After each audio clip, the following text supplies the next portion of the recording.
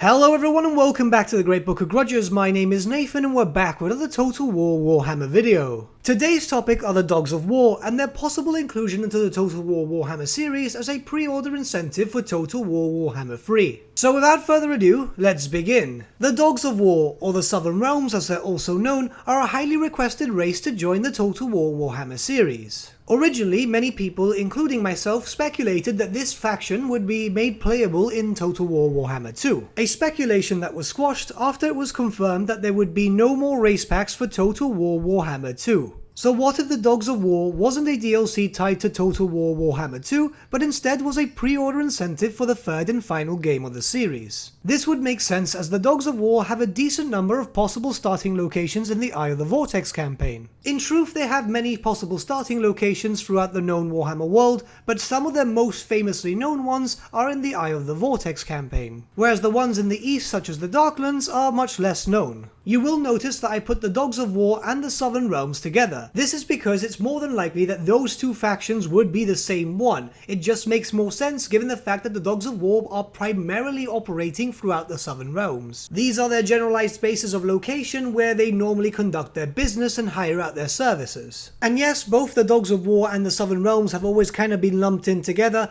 but there are some cases in lore where they are classified as two different entities, the Dogs of War being a generalized mercenary group and the Southern Realms themselves being their own respective city-states and nations. So why would the Dogs of War be a pre-order incentive for Total War Warhammer 3? Simply put, most other races that are yet to be implemented into the Total War Warhammer series are from the Far East, with no possible location for representation in the Eye of the Vortex campaign, barring obviously the Chaos Demons that can materialize almost everywhere in the known Warhammer world. But it's very highly unlikely that the Chaos Demons, such a well-known faction, will be a pre-order race. I don't think that they'll make the same mistake that they did with the Warriors of Chaos. Or at least I hope. Most of the assets needed to create a Dogs of War faction is already available in-game. Their primary forces, if we go by their 6th edition army book standards, it's mostly human. We've already got a form of most of their units already in the form of crossbowmen, duelists and cavalry, even cannons, so most of the stuff there can already be reskinned. With anything in specific that has to be created for them in terms of units being the pikemen, some possible halfling units, also including the hot pot that was also in their 6th edition army book. This would also be the perfect time to introduce the halflings to the Empire roster, a small update but an update nonetheless.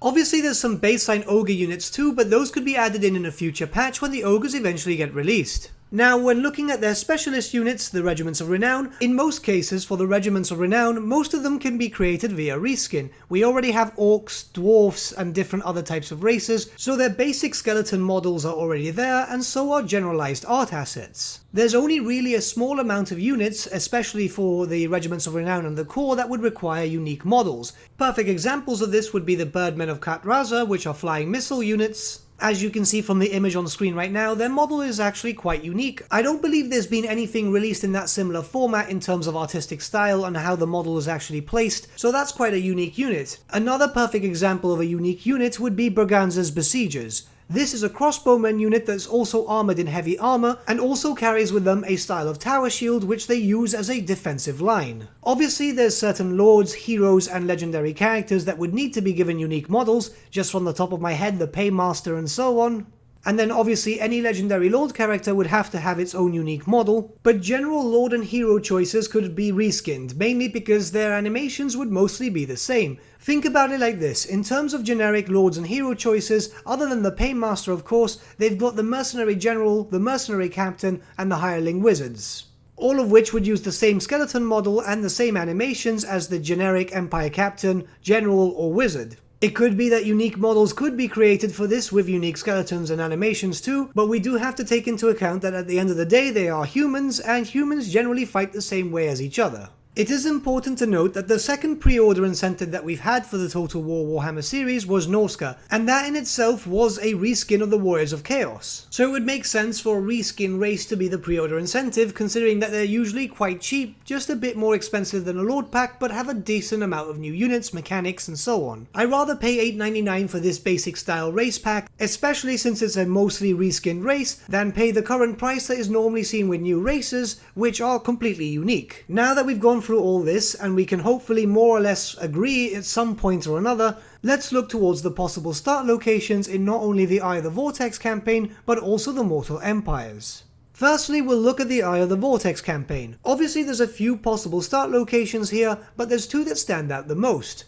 Firstly, the New World Colonies, which is in the far west of the map, right close to Mazdamundi. It might not be the best place to start considering that you do have that angry lizard next to you, but it is a known location that the Dogs of War have settled at. And lastly, there is the island of Sartosa. Yeah, Aradessa Saltspite is currently there, but it could be that she could be moved when you pick a faction that starts in that area. This has already been done in game where you might play as a faction, but when you play as someone else, they've been moved to another location of the map.